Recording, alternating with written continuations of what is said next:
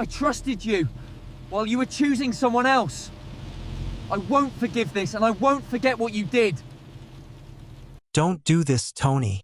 You'll ruin your life, she screamed. But it was already too late.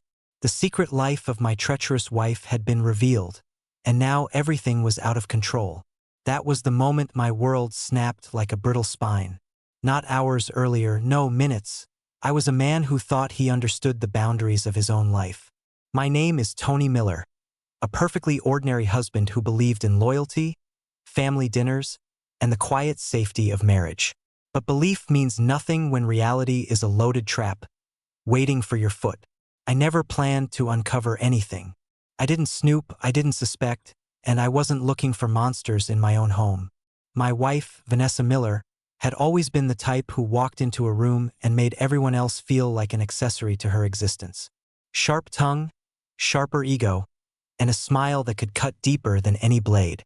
People used to say I was lucky to have her. Funny how quickly lucky can turn into pathetic.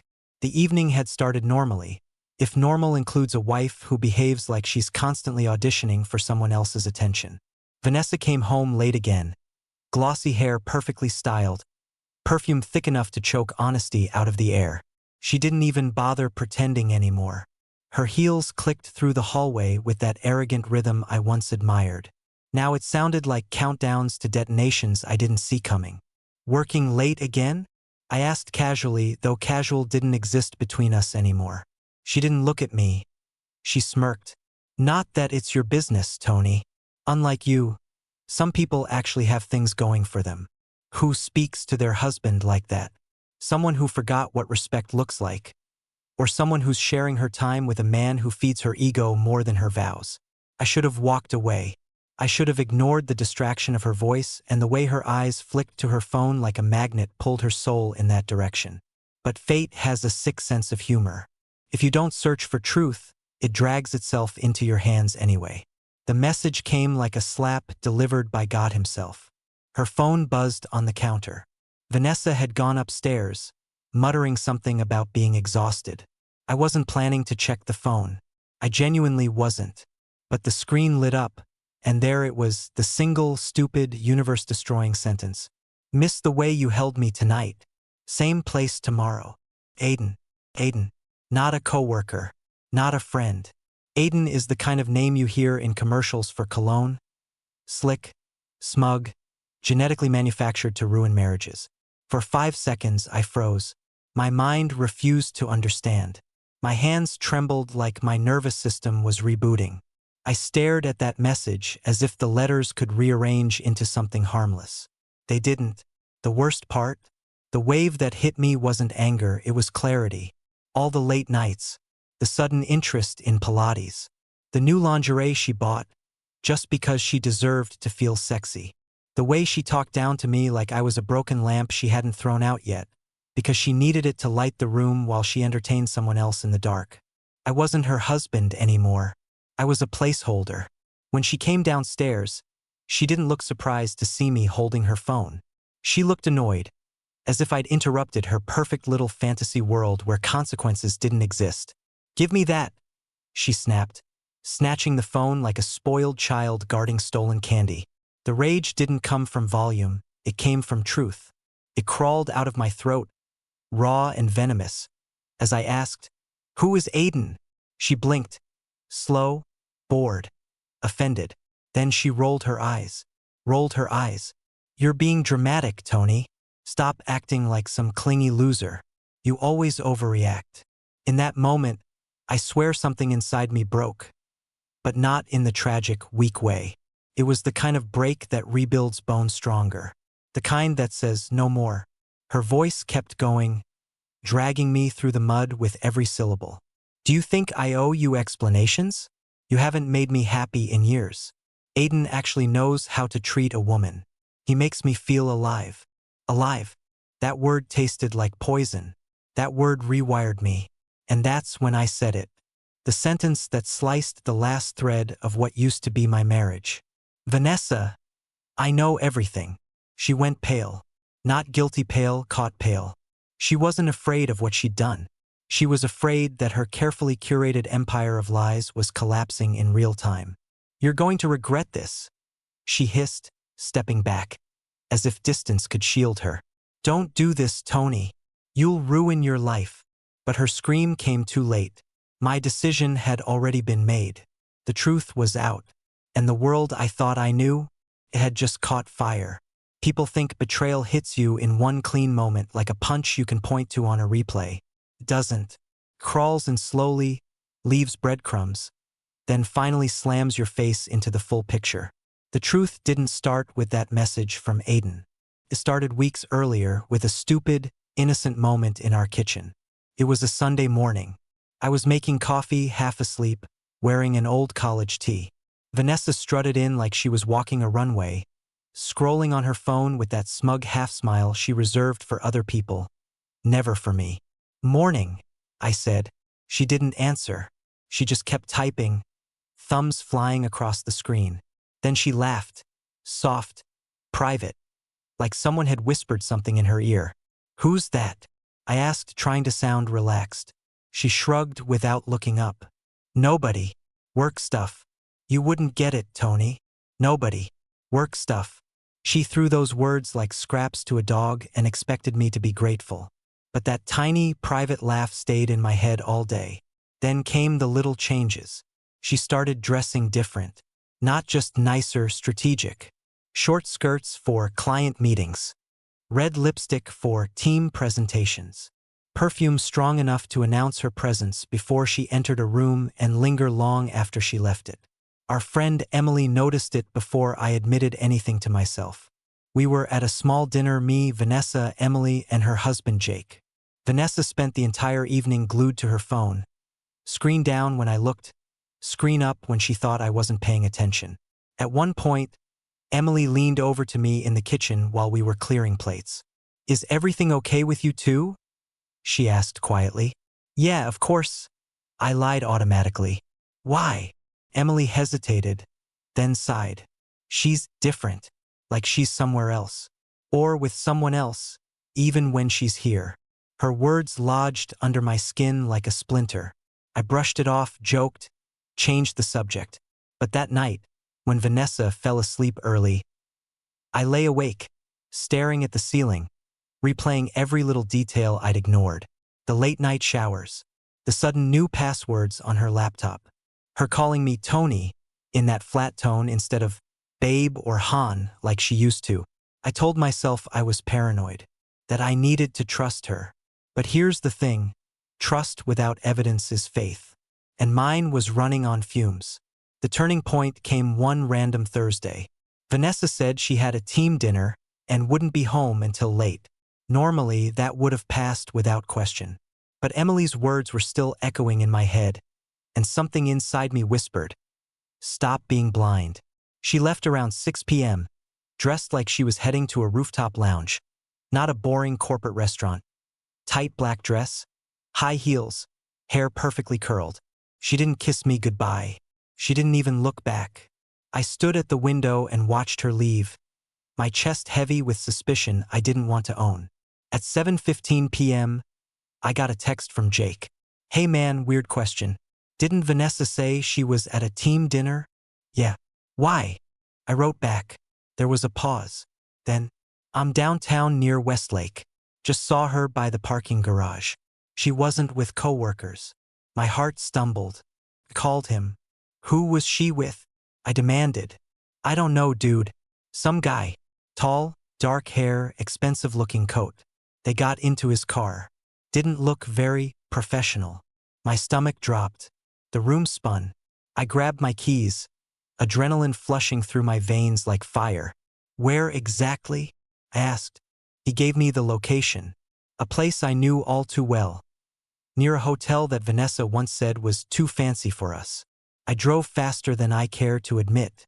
And yeah, I know how this sounds, like I was turning into some obsessed stalker. But this wasn't about jealousy. This was about truth finally demanding a witness. When I pulled into the street Jake mentioned, I saw it. Her favorite red coat, her familiar silhouette, her hand on a man's arm like it belonged there. They walked side by side toward the hotel entrance, laughing, bodies too close, energy too intimate to be innocent. He opened the door for her, and she touched his chest as she walked past. You don't touch a coworker like that. You don't smile at nobody like that. I didn't follow them inside. I didn't cause a scene. I just sat there in my car, watching the revolving door swallow them into their secret world. That was the real discovery. Not the text. Not the phone. It was the moment I realized my marriage had two versions. The one I lived in, and the one she escaped to. And standing there in the dark, with my hands gripping the steering wheel until my knuckles went white, I understood one brutal thing. I hadn't lost her that night. I'd already lost her long ago. That night, I just finally saw it. Most people imagine confrontations like a movie scene. Voices raised, something smashing, one person storming out in tears. My confrontation with Vanessa wasn't cinematic. It was colder, sharper, like a blade pressed against skin without drawing blood. Yet, I waited until the next morning. I didn't sleep. I just sat on the couch, replaying the night in my mind until exhaustion wasn't tiredness anymore. It was rage with nowhere to land. When she came downstairs, Vanessa looked radiant, glowing even. Not a glow of love. A glow of someone being nourished by attention she didn't have to earn. Someone who thought she was untouchable. She poured herself coffee without asking if I wanted any. She wore that same self-satisfied half-smile I once mistook for confidence. Now I knew it was contempt disguised as charm. "Good morning," I said, voice steady enough to surprise myself. She paused. Her eyes flicked toward me, evaluating me like a stranger. "What's with the tone?" she asked, leaning on the counter. "You sound like you're about to lecture me. Please don't. I'm not in the mood." I almost laughed. Not because it was funny, but because of how predictable her cruelty was weaponized laziness. "I saw you last night," I said. "At Westlake. With him." Her face didn't turn red. She didn't gasp. She didn't deny. She blinked once, slowly, then exhaled through her nose as if this conversation was an inconvenience she planned to delete from her calendar. "You were following me?" she asked, tone sharp enough to slice a reputation apart. There it was, the pivot. Not guilt. Not apology. Accusation. Vanessa had always been skilled at turning herself into the victim of problems she caused. "You lied," I replied. "You weren't at a team dinner." She shrugged. Actually shrugged, as though cheating was on the same moral level as forgetting to buy milk. "So what?" she said. "You bore me, Tony. Do you want a medal for discovering something everyone else already knew?" Everyone else. Those two words detonated something inside me. Shame mixed with humiliation, then baked over anger until it became something volcanic. "Who is he?" I demanded. She laughed. Not a nervous laugh. Confident one. The laugh of someone who believes she controls the script. "His name is Aiden Parker," she said, rolling the syllables like something delicious. "He's real. Not like this sad little life you're clinging to." "My marriage is sad?" I asked, stunned by her audacity. "Our marriage," she said, "has been dead for years. You're the only one who didn't notice. Aiden makes me feel important. He treats me like I matter, like I'm alive, not like some background noise in your boring routine." Background noise.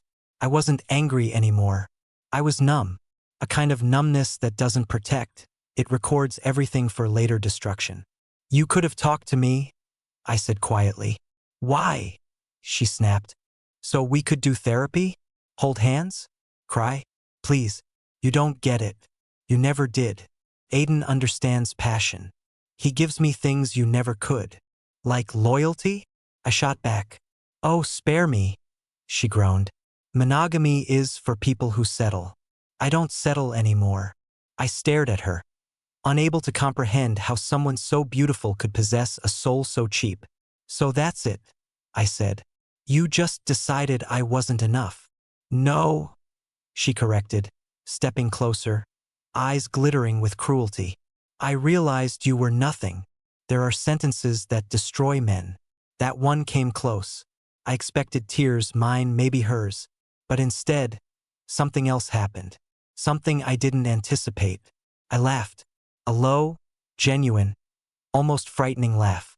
Her face twisted when she heard it, like someone seeing a crack in the mirror they worship. You think this ends with you getting away clean? I asked. What are you talking about? She snapped, suddenly less composed. I leaned in, voice level, calm, deadly. I know everything, Vanessa. Everything. Her expression froze. Her pupils widened. She stepped back, suddenly aware she wasn't dealing with the man she'd mocked for months. She was dealing with someone who had finally stopped pretending. What did you do? She whispered. What you forced me to, I answered. The truth is out. That's when she screamed the sentence that would haunt her far more than it would haunt me. Don't do this, Tony. You'll ruin your life.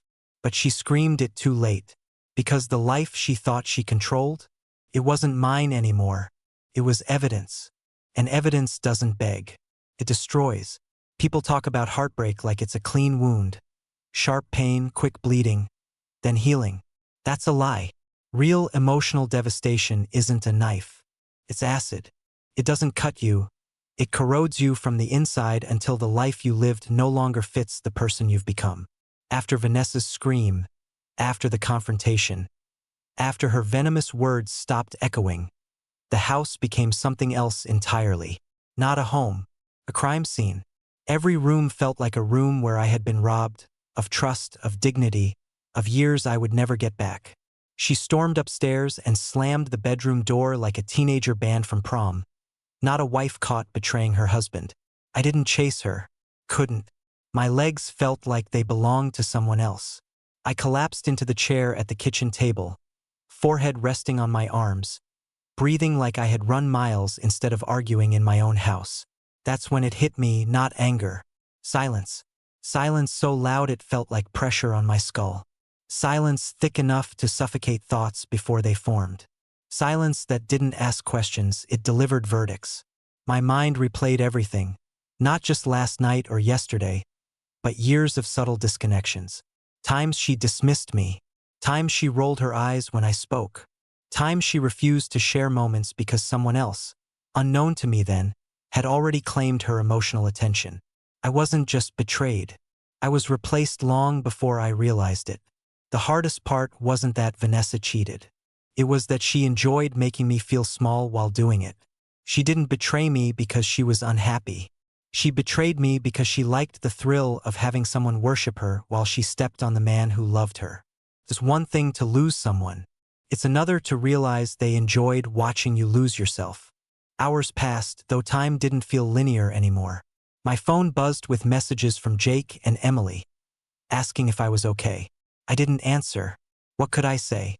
That the woman I'd chosen to build my life with had been chiseling away at the foundation while smiling at me across the dinner table? Eventually, Vanessa came downstairs. No tears. No guilt. Just attitude wrapped in expensive perfume. She leaned against the doorway, arms crossed. She looked at me like I was the one who had failed her. You can't handle a strong woman, Tony, she said. You want someone who worships you like a puppy. I'm not that. No, Irraplia. You're someone who needs to be adored to feel alive. And when one man isn't enough, you find another. Her jaw clenched, not because I was wrong, but because I had finally spoken without fear. That's pathetic, she sneered. You sound jealous. For the first time, jealousy wasn't what I felt. What simmered inside me was older, darker, heavier. It was mourning. I wasn't mourning Vanessa, not the woman standing in front of me. That version was gone. I was grieving the memory of someone who never actually existed. I fell in love with an illusion Vanessa created to secure admiration. The person I knew wasn't real, just a mask worn until a better audience appeared. And now that she'd found one, the mask fell. I stood, finally looking her directly in the eyes.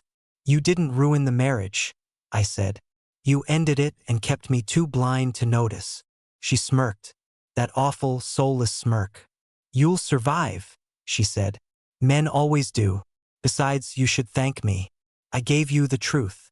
She walked away like she'd just signed an autograph instead of detonating my life. But here's where she miscalculated. Truth doesn't shatter you to kill you. Truth shatters you so you stop living someone else's lie.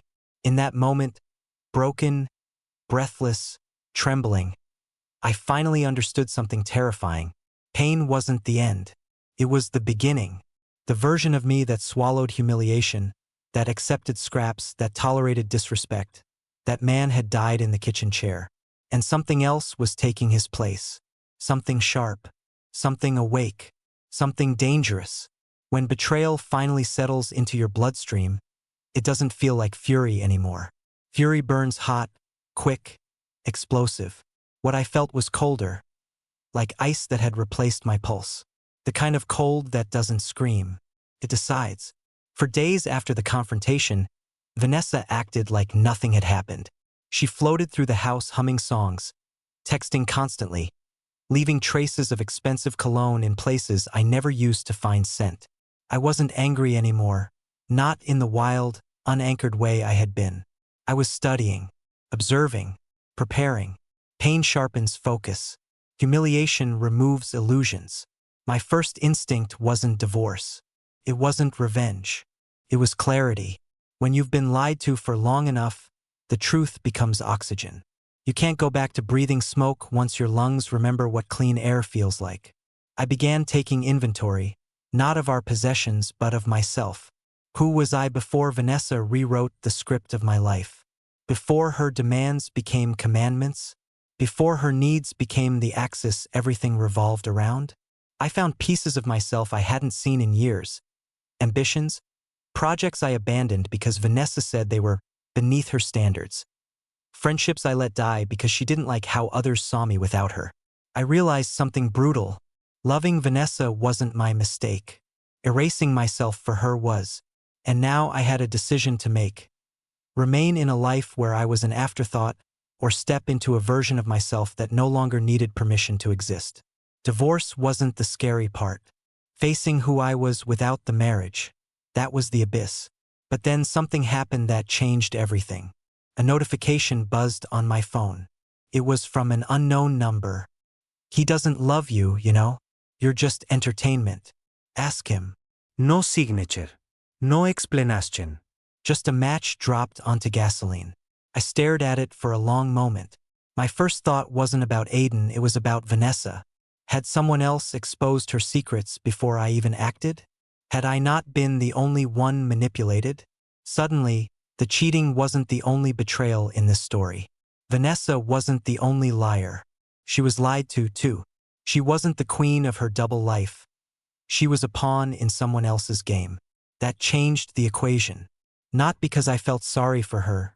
She earned every ounce of what was coming, but because her arrogance wasn't power. It was ignorance. I needed facts, not guesses. Decisions without truth are just impulses dressed as wisdom. So I called Emily. Not Jake. Not a lawyer. Emily. She had seen things. She noticed what others ignored. And unlike Vanessa, she still respected honesty. When I told her everything, she didn't gasp, didn't clutch her pearls, didn't perform sympathy. She listened, quiet, focused, present. Then she said, "Tony, you're not broken. You're waking up. Vanessa didn't destroy you. She exposed what needed to die." Those words didn't comfort me. They activated me. For the first time, I realized I wasn't losing something. I was shedding something. A rotten weight. A parasite disguised as a spouse. A future where my worth was measured by how invisible I could become. That night, I made a list, 3 decisions that would define whatever came next. 1. I will not beg for answers. Explanations from liars are just new lies waiting to replace old ones. 2. I will not compete with another man for what was already mine. If she left emotionally, physically was just logistics. 3. I will not let betrayal be the last thing written about me. My story wasn't ending. It was pivoting.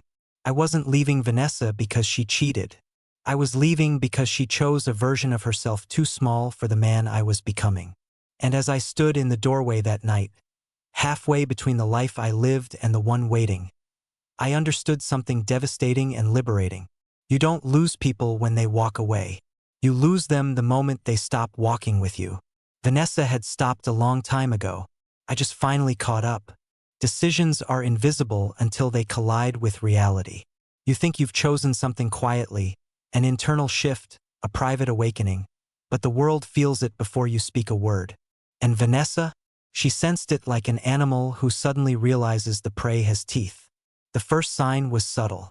She walked into the kitchen one morning and paused mid-step, staring at me. Not with disgust, not with superiority, no, something far stranger. Confusion. I wasn't slumped, drained, or waiting for her validation. I was calm. Not passive calm, the kind that carries gravity. The kind that says, I owe you nothing. Why are you looking at me like that? She asked, narrowing her eyes. Like what? I replied, sipping my coffee without breaking eye contact. Like you know something. Her voice cracked, just enough for me to notice the shift. For the first time in years, she was off balance. Vanessa was used to having emotional leverage. She thrived on it. She needed me unstable to feel powerful. But I wasn't flinching anymore. And nothing terrifies a manipulator more than losing the strings to your reactions.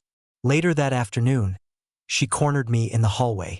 Tony, we need to talk, she said, arms crossed like she was preparing for a performance. No, Ian Suarat. You need to talk. I've already listened enough. She blinked, slow, processing. Then came her favorite tactic, insult laced with superiority. You're acting dramatic again, she scoffed. Just because you found a stupid text? Do you know how ridiculous this is? There it was, the script she depended on. Shrink the crime. Inflate the victim's emotional response. Rewrite the narrative until the guilty one feels justified. Only this time, her lines didn't land. Vanessa, I said, voice steady, you're not worth arguing with anymore. Her mask cracked, not shattered, but cracked enough for me to see something underneath. Fear. Fear that her reign was ending. Fear that she was losing control. Fear that the man she dismissed like old furniture was suddenly someone she could not manipulate. She tried a new angle, fake calm. So what's your plan? She asked. Leave? Ruin everything over a fling? Fling, I repeated. Is that what you call building a parallel life? She rolled her eyes, but it wasn't confidence this time, it was stalling. You're not going anywhere, she snapped. You don't have the guts. The moment those words left her mouth, something shifted irreversibly. I smiled. Not vindicatively, not triumphantly, just truthfully. You don't get to decide who I am anymore, I said. You forfeited that privilege. She recoiled like the words physically struck her. Because Vanessa wasn't afraid of being caught cheating. She was afraid of losing the man who gave her a stage to perform on. Without an audience, a narcissist isn't dangerous. They're empty. Hours later, the next shockwave hit. Aiden showed up. Not at the door, no. He called her while she was in the living room. I didn't need to eavesdrop. She put the call on speaker without realizing it.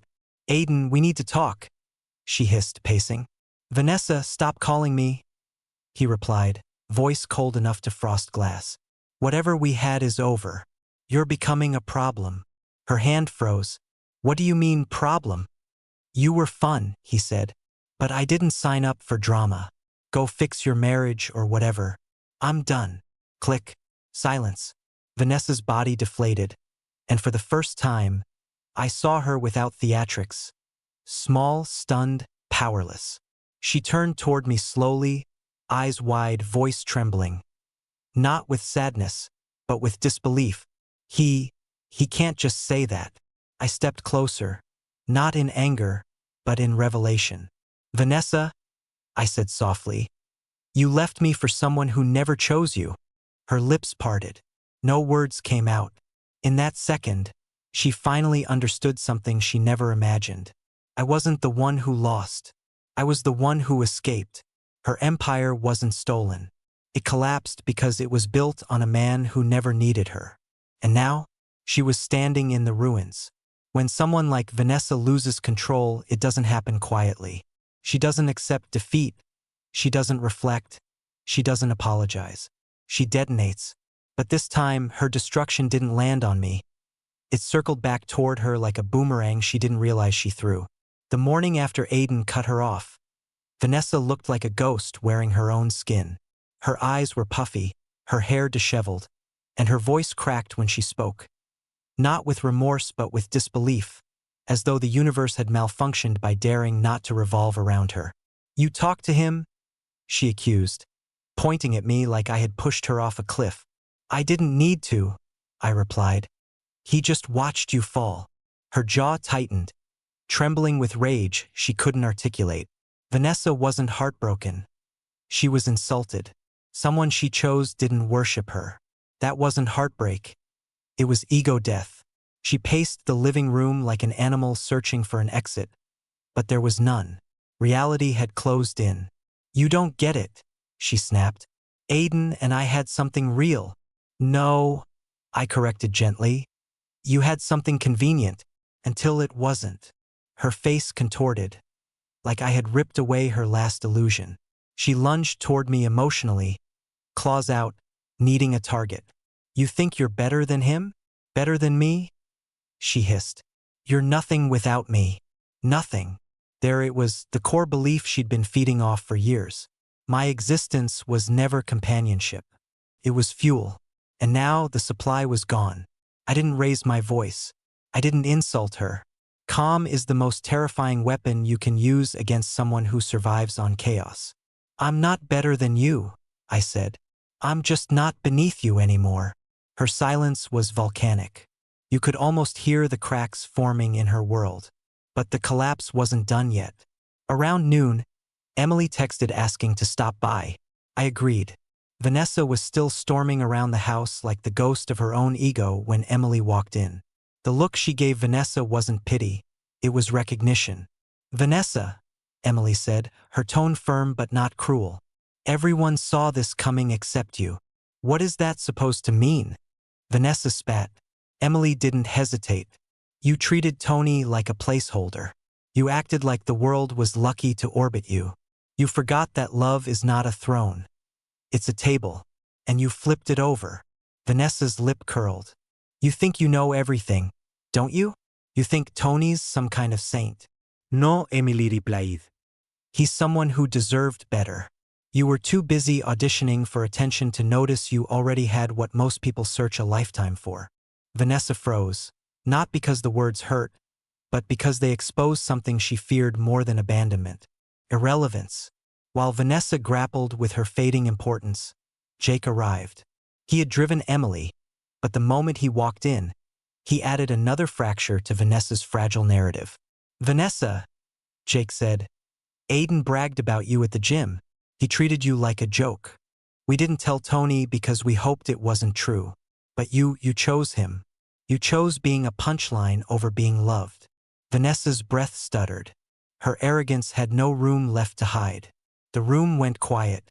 Then she whispered, "I didn't know." Not remorse, not apology, just the horror of losing status. I stepped closer, not to wound her, but to finish the sentence she had been avoiding for years. "You didn't know because you never cared to," I said. "You were too busy wanting more attention to notice you already had loyalty." Her voice cracked, desperate, cornered. "So what now? You're just going to leave?" "Yes," I answered without hesitation. "Why?" she choked. "Because I finally see you," I said. "And once you see something clearly, you can't unsee it." Her mouth opened, searching for a weapon, but nothing came out. For the first time in our entire marriage, Vanessa had no script, no audience, no power. She stood there, shattered by the only force she never anticipated: indifference. She didn't lose a husband. She lost the mirror that made her feel like royalty. And without the reflection, she wasn't a queen, just a woman with nothing left to stand on. People assume endings arrive with grand gestures: doors slamming, cars leaving driveways, tears staining clothes. But the real end of a marriage isn't a moment. It's a realization. The person you loved never existed in the first place. The final morning in that house felt strangely calm. No storm, no shouting, no dramatic music. Just the sound of me packing my suitcase and Vanessa sitting on the couch, staring at nothing, like someone whose universe had been unplugged. She didn't ask me to stay. She didn't apologize. She didn't scream. She was empty, not because she lost me, but because she lost the version of herself she believed she deserved to be. Narcissists don't grieve love. They grieve supply. As I zipped up my bag, she finally spoke. "So, that's it?" she asked, her voice hollow. "That's it," I replied. "You're really walking away?" Her tone wasn't wounded. It was astonished, like gravity had stopped working. "I'm not walking away from you," I said. "I'm walking back to myself." She swallowed, blinking rapidly, searching for a last card to play. But without attention to feed her ego, her deck was empty. "You're going to regret this," she murmured, recycling the line she'd used when she still believed she was the author of my life. "No," I said. "I regret not doing it sooner." She flinched, not because the words hurt, but because they invalidated her entire identity. Vanessa survived on one belief, that she was unforgettable. And now, someone was proving she wasn't even irreplaceable. I carried my suitcase to the door. Emily and Jake waited outside in the car, not to save me, but to witness my first step into a world not filtered through Vanessa's ego. When I reached the doorway, Vanessa called out, "Tony." I turned. For a split second I saw it, fear. Not of losing me, but of something far deeper, being ordinary. "What am I supposed to do now?" she whispered. I could have said something cruel.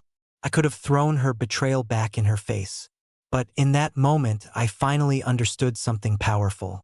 You don't heal by wounding the person who broke you. You heal by refusing to be the version of yourself they shattered. So I answered gently, truthfully. Learn to sit with yourself, without someone else's attention telling you who you are. Her expression collapsed. Not dramatically, not loudly, but like a building finally accepting gravity. I stepped outside and closed the door. Not slammed. Closed. That sound, the latch clicking, wasn't the end of a marriage. It was the beginning of my return. Life after betrayal isn't a battlefield. It's a reconstruction site. You discover pieces of yourself you buried because someone convinced you they weren't valuable. I rediscovered things. Quiet mornings without criticism. Hobbies I abandoned. Friends who missed me. The peace that comes from not being monitored, measured, or diminished. But the biggest revelation arrived months later, when the weight was gone. Vanessa didn't ruin my life. She revealed the cracks so I could rebuild it stronger. Pain didn't break me. Pain introduced me to the version of myself who doesn't settle for conditional love. People often ask, "What did you learn?" I learned this: don't love someone harder than they're willing to respect you. Partner isn't a project. You can't fix someone who enjoys the damage. Betrayal isn't a thief. It's a spotlight. It shows you what was already broken. Leaving isn't losing. Staying with someone who treats you like an afterthought is. And most importantly, when someone shows you they don't value you, the bravest thing you can do is stop giving them the chance. Vanessa thought she was my ending. She wasn't. She was the plot twist that gave the story meaning. Now, I don't hate her. I don't love her. I don't think about her at all. That's the true conclusion. Not getting over someone, but realizing you no longer need them in your story. Not as a villain, not as a memory, not even as a lesson. Because the man who finally closed that door was not the same man who opened it. The end.